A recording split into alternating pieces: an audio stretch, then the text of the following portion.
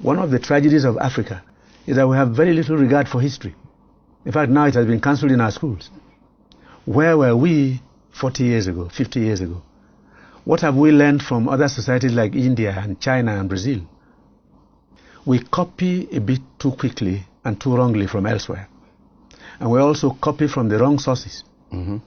In 1986, we had this thing called the Structural Adjustment Program dumped on Africa. That destroyed most countries in Africa. Everything.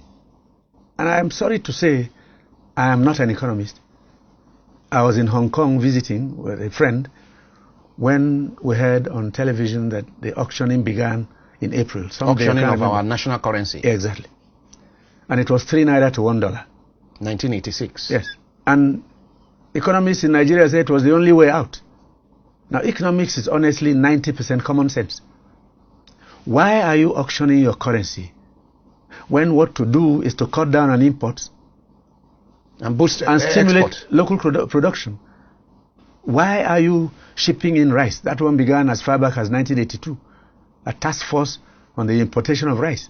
I was a young man in the cabinet. I was 34 years old.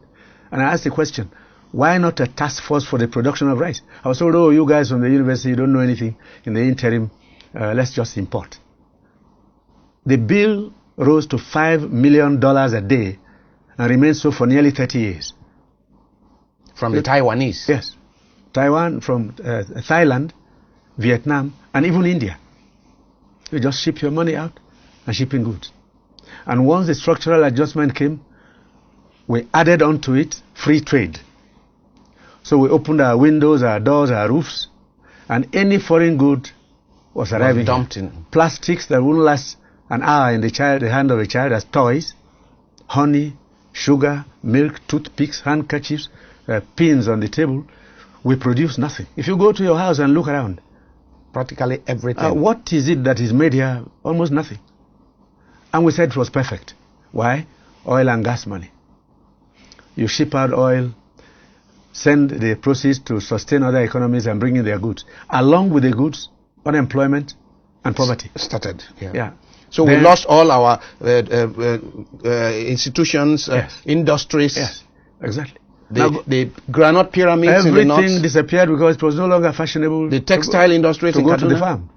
So, if you go to the southeast, between 1982 and 1990, 510 industries sprang up. I think the Igbos then decided, rather than trade, we'll produce.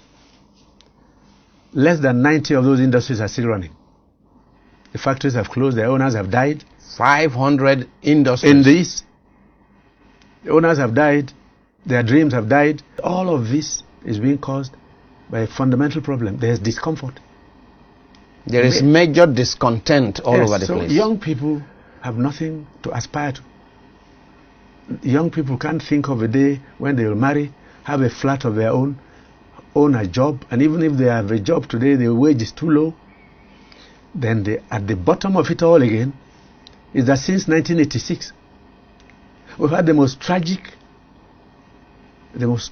philosophy of economic management, where interest rates have stood on the average at between 25% and 35%. And no one can invest with that kind of thing. Now, how do you borrow at 35% unless you are into crime?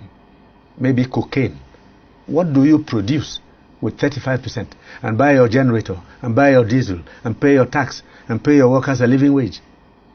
And when you talk about it, these brilliant people said they read in Harvard and Yale and Oxford. Where in the world are interest rates this high now?